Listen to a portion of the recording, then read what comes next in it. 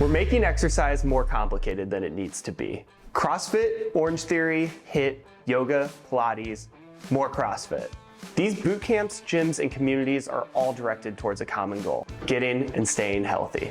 Each of these different styles of exercise has complexities and experts that will train you to get in shape. But at its core, exercise is like baking. You put together a few simple ingredients, butter, sugar, and flour, plus enough energy and time, and before long, you have cookies. Whether you are someone who wants to start exercising or someone who wants to help someone else start exercising, I'm gonna give you the basic ingredients, and it's up to you to add the energy and the time. In medicine, we call the ingredients the exercise prescription, and there's 5 main ingredients. There's the type of exercise, the duration, the frequency, the intensity, and progression. First up, we have the type of exercise.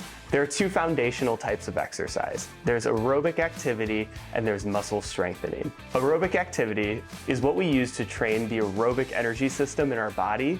And you remember the mitochondria, or the powerhouse of the cell? It trains that. When it comes to medicines that we have at our disposal, aerobic activity may be the most powerful one. Not only does it help with keeping your heart strong and losing weight, but it has been proven to decrease the risk of stroke, improve your mood, decrease stress and anxiety, and make you live forever. Examples of this include running, biking, rowing, even walking uphill can be considered aerobic exercise. Our friends at the American Heart Association recommend that we get 150 minutes of aerobic activity per week, and that takes us on to our next ingredient: duration. This refers to how long we do the exercise. Depending on your current fitness level, these sessions may only be 10 to 15 minutes at first, but your goal should be to get to higher than 30 minutes and perhaps closer to an hour. High-level performance athletes will do multiple hours of aerobic exercise at one time. The idea is to train your body for long enough that between sessions, it decides it needs to get you more prepared and strengthen those mitochondria for your next session. Which takes us on to the next ingredient: frequency.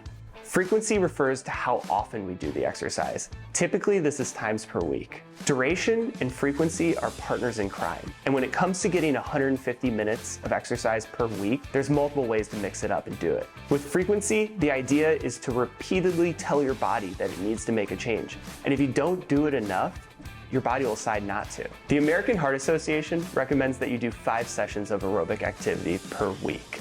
As a general rule of thumb, you should start with about 3 sessions per week and then increase it as you go along. Which brings us to intensity, which is the most complex part of the exercise prescription. For aerobic activity, intensity varies by the activity that you're doing and your current fitness level. But just to give some baselines, walking is typically a low intensity activity, whereas jogging would be moderate intensity, and then sprinting would be a high intensity activity. There's been extensive research done on exercise intensity, and the result is highly scientific tests that look like this and can be used to determine the best exercise intensity for you based on your heart rate, respiratory gases, and blood lactate levels. Well, it's great that we can do this. Most people don't want to go through this extensive testing, nor do they want to pay for it. And the good news is we've developed a simple way to measure the intensity, and it just involves how you're breathing. Generally, if you aren't breathing harder than while you're sitting there at rest, you're probably doing low intensity. But if your breathing quickens as you're doing an activity, but you can still have a conversation, that's when you're at moderate intensity level, and that's where you want to be. If you're out of breath and you can't even say a few words, this is high intensity, and that's too much. Which takes us to our last ingredient: progression. Progression ensures that we will continue to challenge our body, which means that it will continue to have to make changes. In aerobic activity, we do this by keeping our intensity right at the border between moderate and high intensity. The best way to look at this is running. Now, if you're running at a moderate intensity, at first your pace may be around 10 minutes per mile. But as you get going and your body makes changes, this moderate intensity pace may be about 9 minutes and 30 seconds per mile. Instead of having to constantly guess to see what your pace should be that you run at, you can focus on your breath. And if you find that level between moderate intensity and high intensity, this will cause you to always progress and continue to get faster. Type of exercise, duration, frequency, intensity, and progression. These are the 5 simple ingredients of any exercise prescription. If you understand these 5 specific ingredients though, you can apply them to any form of exercise.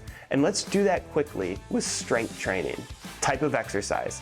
Pick a machine at your gym, preferably one that uses the big muscles. I'm talking about your chest, your shoulders, your back, your legs, your butt. Duration. Pick a weight that you can do about 8 to 10 reps of, and then do 3 to 4 sets of that. Frequency. Do a minimum of 2 sessions per week. And you should hit each of these major muscle groups that I talked about at least once per week. Intensity. When it comes to strength training, the intensity is simply the weight.